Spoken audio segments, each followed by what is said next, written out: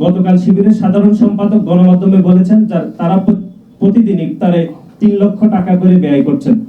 যদি প্রতিদিন 3 লক্ষ টাকা করে ব্যয় করা হয় তাহলে এই পবিত্র রমজানে প্রায় 90 লক্ষ টাকা তারা ব্যয় করছেন।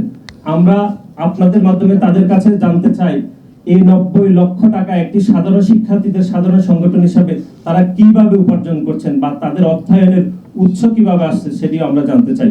কিন্তু আমরা যেটি উদ্বেগের সহিত লক্ষ্য করলাম সেটি হচ্ছে নতুন রাজনৈতিক দল যে গঠিত হয়েছে নতুন রাজনৈতিক বন্দোবস্ত হিসাবে, সেটিতে আমরা আসলে নতুনত্ব কিছু দেখিনি।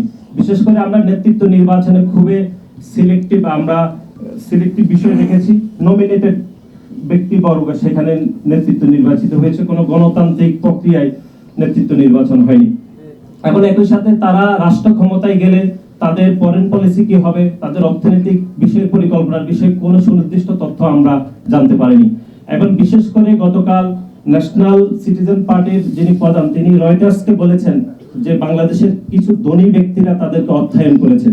আমরা এখানে ওনার কাছে জানতে চাই, তাদেরকে যে অর্থায়ন করেছে ধনী ব্যক্তিরা, সেই অর্থায়নের বিপরীতে তারা কি ধরনের কমিটমেন্ট তাদের কাছে নিয়েছিল সেটি আমরা বাংলাদেশ জাতীয়তাবাদী ছাত্রদল জানতে চাই।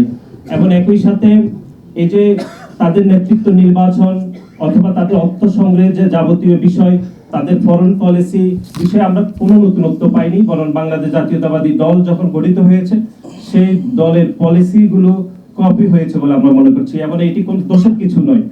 সুতরাং সার্বিক বিষয়ে নতুন যে দল গঠিত হয়েছে সেটা নতুন রাজনৈতিক বন্দোবস্ত হয়নি। একই সাথে আমাদের কাছে মনে হচ্ছে এটি আদিম রাজনৈতিক বন্দোবস্ত হয়েছে বলে আমরা মনে করছি।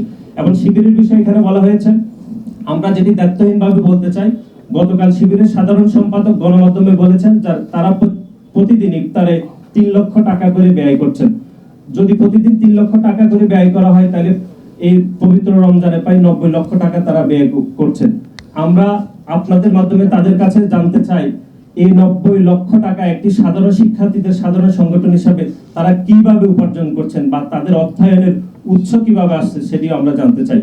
এবং বাংলাদেশ জাতীয়তাবাদী ছাত্রদল সাধারণ শিক্ষার্থীদের সংগঠন হিসাবে আমরা সাধারণ শিক্ষার্থীদের জন্য কাজ করছি, এবং আমরা সাধারণ শিক্ষার্থীদের জন্য যে অর্থটুকু ব্যয় করছি সেটি স্বচ্ছতা এবং জবাবদিহিতার মধ্যে আমরা রয়েছি বলে আমরা বিশ্বাস করি। সবাইকে ধন্যবাদ।